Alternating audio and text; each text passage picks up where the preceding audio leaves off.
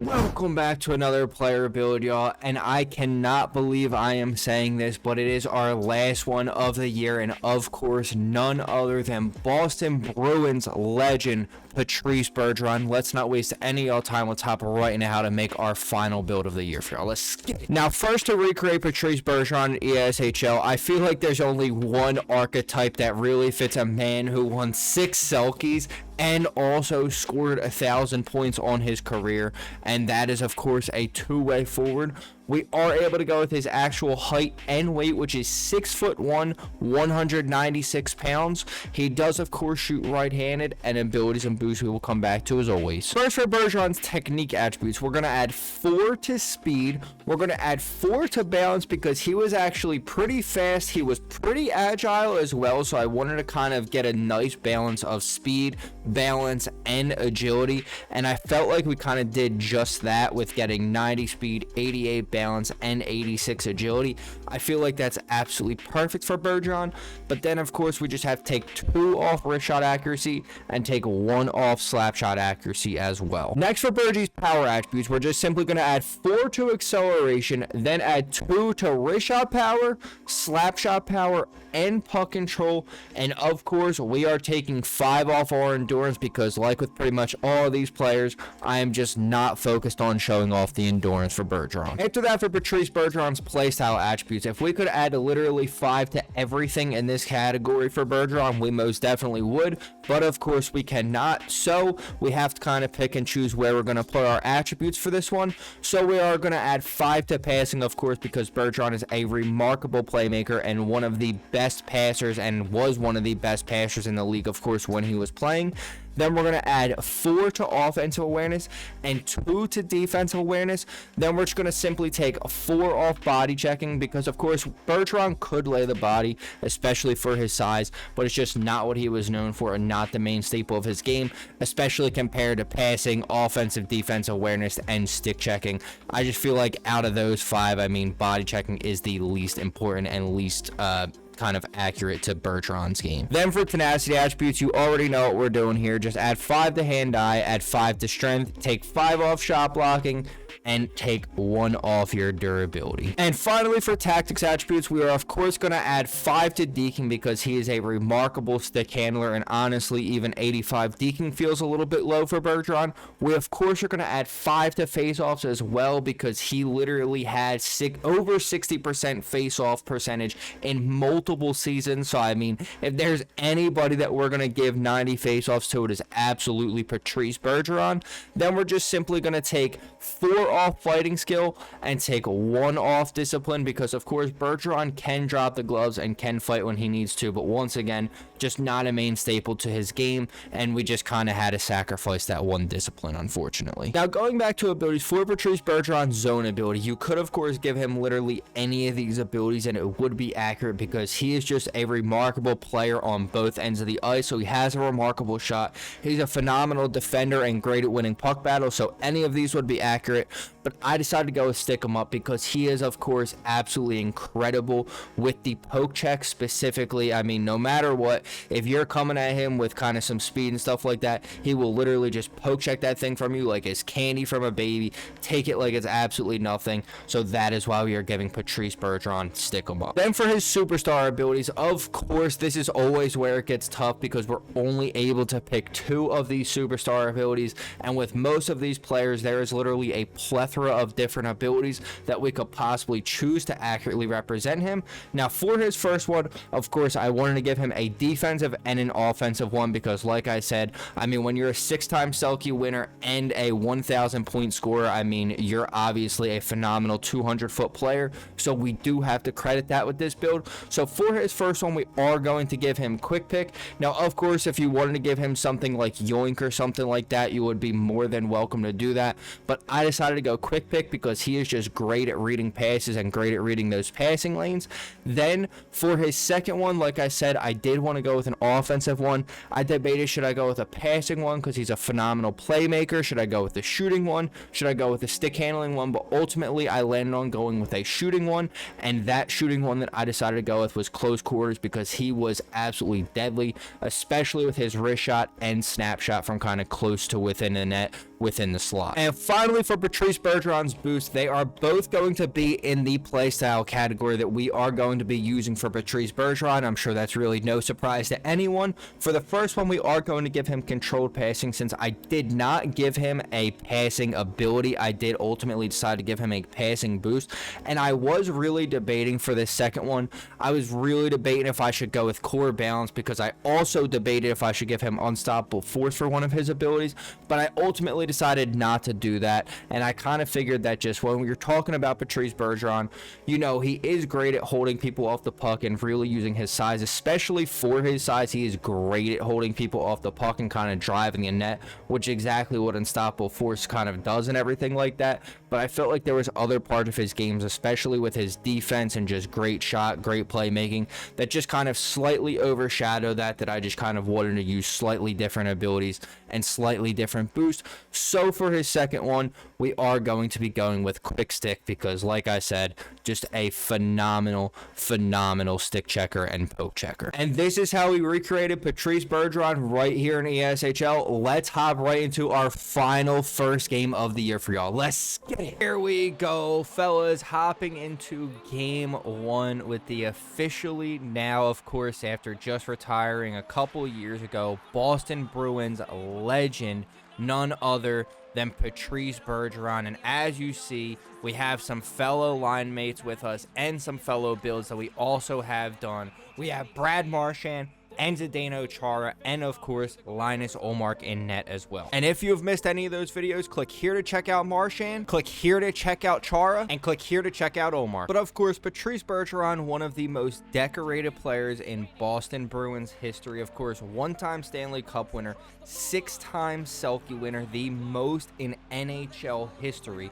One-time King Clancy, one-time Mark Messier Leadership Award, and a one-time NHL Foundation Player Award, which, of course, those last three awards, they are all different leadership awards, which, I mean, of course, Bergeron was a remarkable player on both ends of the ice, just one of the best 200-feet player in NHL history, and not to mention, I mean, he had 1,000 points, so he's a phenomenal defender.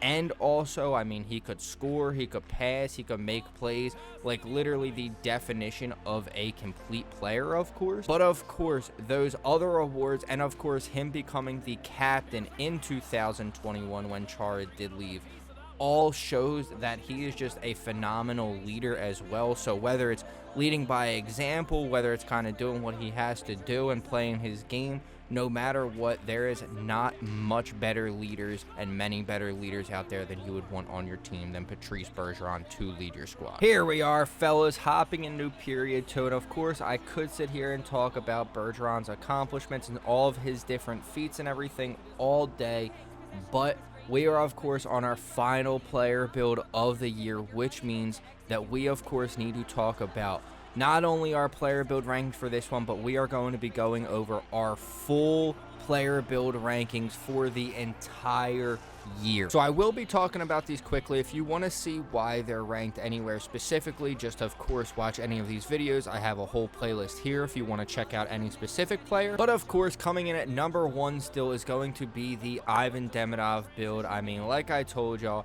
if there was ever a build that is complementary to my playstyle, it is absolutely that Demidov build, because that build, I love dangler type builds and everything, and that build is just a remarkable stick handler, everything you'd expect from a Demidov build, so that's why he's number one for me. Coming in at number two still, and for pretty obvious reasons, once again, is going to be the Cale Makar build. The reason for this one is pretty simple as well.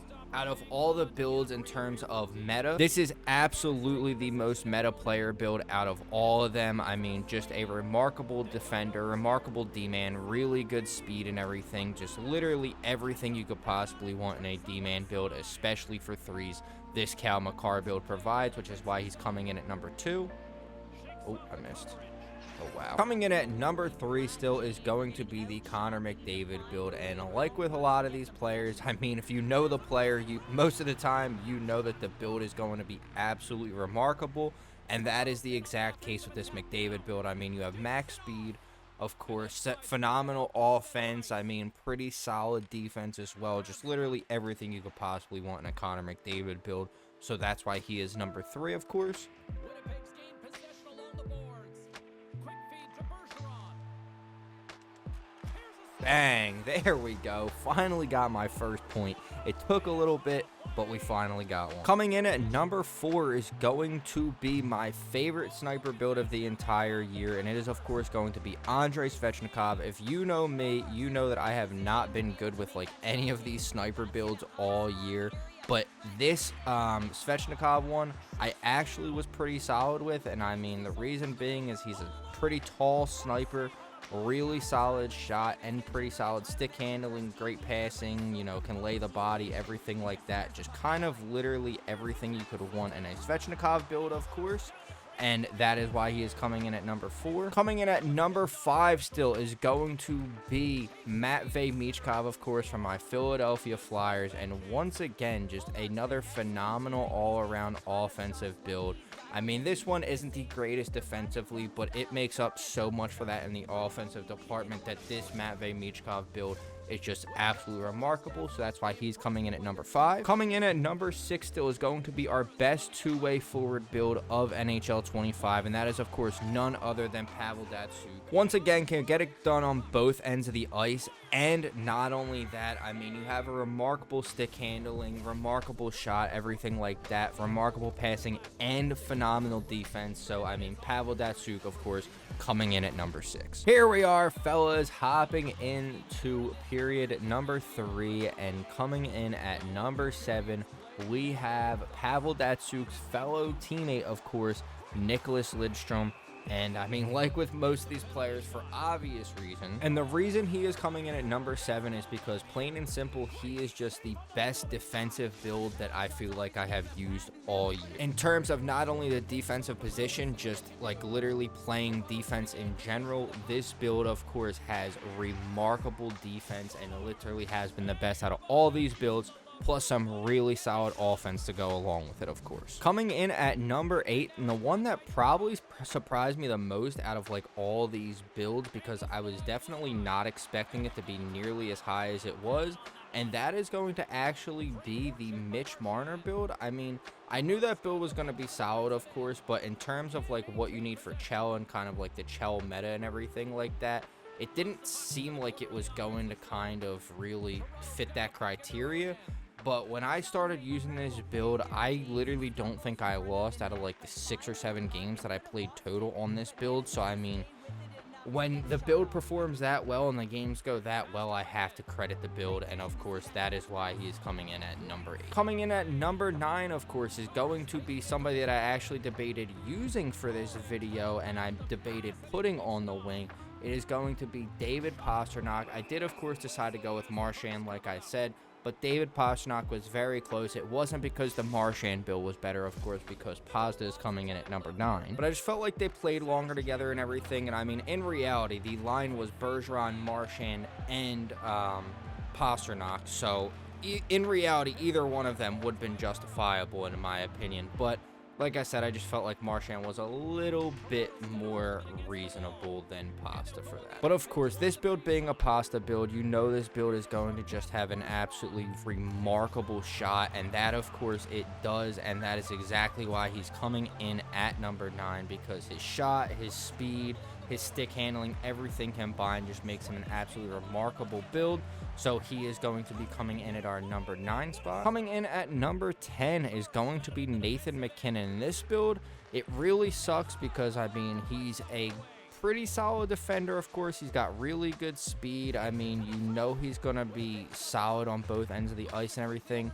There's really kind of one main thing that holds this build back, and it's unfortunately kind of his lack of being able to win faceoffs. I mean, as a centerman, that is, of course, one of your main jobs, and when your build is put at a disadvantage because of that, because the player IRL is just not that good at faceoffs, you're going to realize that with a lot of these different builds, that does kind of hurt them. Coming in at number 11 is going to be the Nikita Kucherov build. Once again, for this one, it's, you know, the winger builds kind of have a little bit of an advantage since they don't have to, of course, win faceoffs. But we, of course, do kind of put different criteria and everything into our wing builds. So with this one, I mean, he actually is a pretty solid defender. got a really good shot, of course. I mean, there's not much more you could ask for from a Nikita Kucherov build in terms of this one. Coming in at number 12 is going to be the Trevor Zegras build. This one, definitely a little bit of bias towards my play style for sure on this one, because he's a remarkable stick handler, of course. He's a dangler, a remarkable dangler build. And like I mentioned previously, those are definitely my favorite builds to use in the game. So he definitely gets a little bit more of a pass because of that. I mean, he's not the best at face-offs, though. I mean, he's not the fastest, anything like that. So, you know, there's definitely some stuff to not love about this build, which is why he's, of course, not in the top 5 or even top 10. But in terms of my playstyle, there is a lot to make up for this build in terms of lacking all of that other stuff, that it just kind of makes up for it just enough for me. Here we are, boys, hopping into OT and talking about our number 13 build, which is actually going to be Jack Hughes. I mean, reason for this one's super solid offensively, doesn't have the greatest speed, does of course have solid speed, but Jack Hughes not the quickest skater, but he is very agile, has really good stick handling, everything like that. So that does of course help him for sure. But, I mean, this is another one of those builds that most definitely lacks in the face-off department, and that does really, really, really hurt him in the long run. Oh, good shot, though. Big block. Let's go. Come on. Let's go. Go, Jaybird. Go. Let's go, boys. And we get the assist because of that beautiful blocked shot.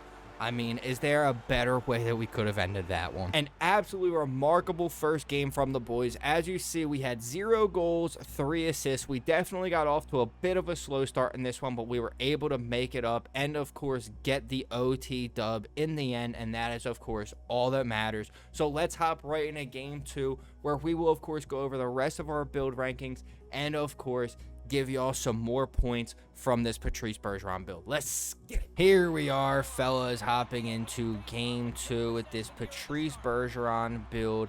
And of course, and coming in at number 14 as well is also going to be this Patrice Bergeron build.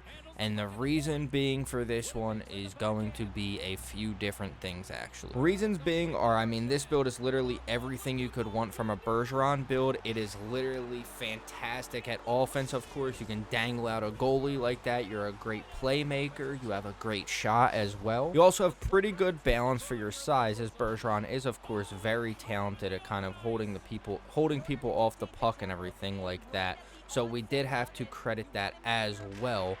But not only that, of course, he is a remarkable defender and probably the best defending forward that we have used all year. So that is why he is coming in at number 14.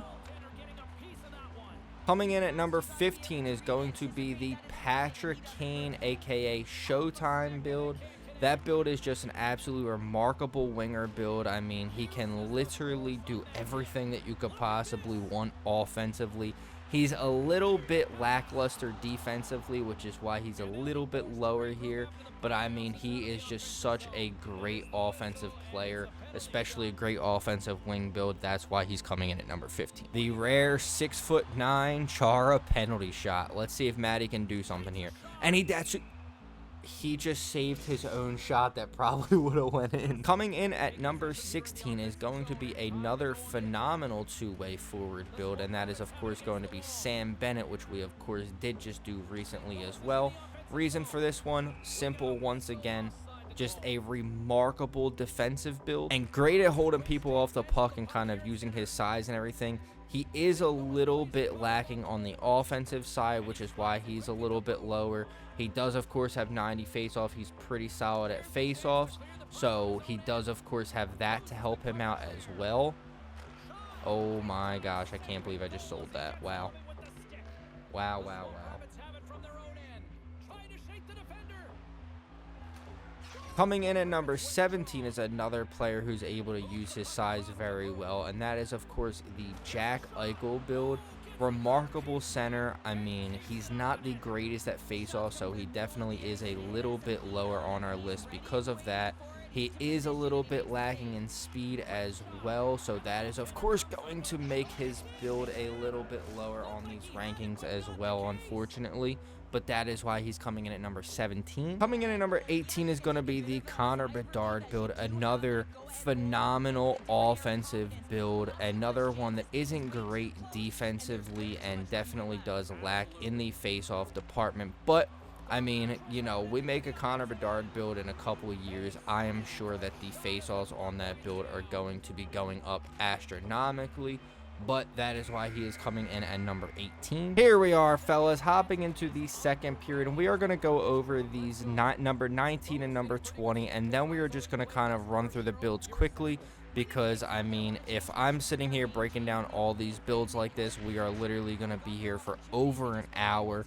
And of course, I do already have individual videos on all of these builds, so if you want to see the full breakdown for why any of these builds are ranked why they are, just check out the playlist here and check out any one of these player build videos. Coming in at number 19 is going to be the biggest forward build that we have done all year, one of the few power forward builds that we've actually done this year, and easily one of my favorite builds because he is just such an absolute unit offensively. He's huge, so he's able to hold people off the puck. He is an absolutely wicked shot. He's a great playmaker, a great skater for his size as well, and kind of an underrated defender. One of the big things that does hold him back is of course his speed, because he is bigger, of course, and also his kind of lackluster face-offs as well, unfortunately. And that was a terrible shot. Wow. Thank you. Jeez, it's about time we finally got another one. Rounding out our top 20 is going to be the Wyatt Johnston build. This build, once again, is just phenomenal offensively and defensively. Literally a great 200-foot player. And not to mention, much like Wyatt Johnston IRL, he literally has a clutch gene, and this build literally did too. I think we scored 1 or 2 game winners. I think one of them was a game winner and one of them was like an OT winner or something like that, if I remember correctly. Definitely correct me if I'm wrong. But regardless, that is why this build is coming in at number 20 for me. And now we are just going to kind of run through the rest. So coming in at 21 is going to be Matthew Schaefer. Coming in at 22 is going to be another Matthew and Matthew Tkachuk. Coming in at 23 is going to be Clayton Keller. 24 is going to be Alexander Barkov. 25 will be Evan Bouchard.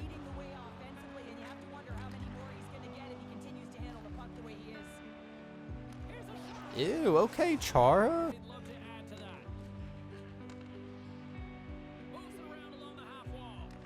Oh, yeah. Go, go, go. Go. Oh, shit. Good play, Jay-Bird. Let's go, fellas. Coming in at number 26 is going to be the Mark Scheifele build. Number 27 is going to be the other Tkachuk brother, and of course, one of the cover athletes for the new Chel, in Brady Tkachuk. Number 28 is going to be another build that is featured right here in this game right now, and of course the one that is going to be taking this penalty shot, Brad Marchand. Number 29 is going to be Quinton Byfield, and number 30 is going to be Sid Crybaby Crosby. Here we are, fellas, hopping into the third and final period of our final player build of NHL 25, and we of course have to talk about the rest of our player builds.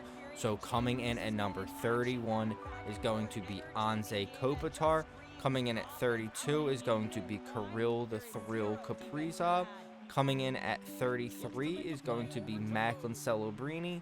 34 is going to be Mikko Rantanen, and 35 is going to be Leon Draisaitl. Coming in at number 36 is going to be William Nylander. Coming in at 37 is going to be Lane Hudson. Coming in at 38 is going to be Quinn Hughes. 39 is going to be Rest in Peace Johnny Hockey, and number 40 is going to be Alexander Ovechkin.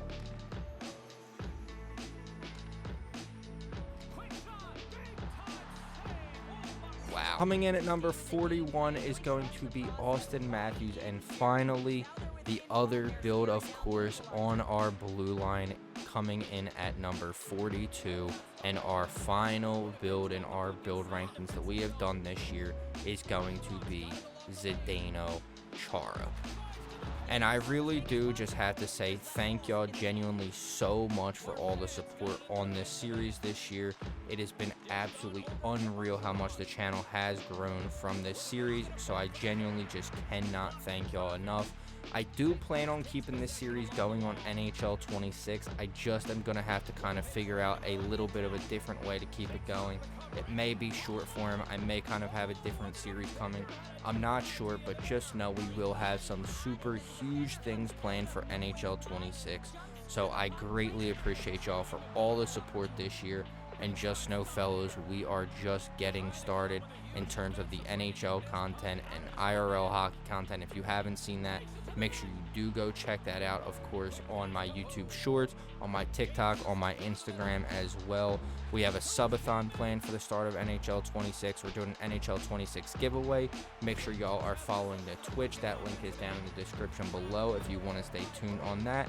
And we, of course, have an Eagle Gauntlet stream and YouTube video coming out for the end of NHL 25, which is where essentially we have to win one of every single game mode in NHL 25. 1's Elim Tourney, 3's Elim Tourney, 3's club game, 3's drop-in game, 6's club game, and a 6's drop-in game as well. If you want to see that live, make sure y'all are following the Twitch as well. It'll be this Saturday, August 23rd.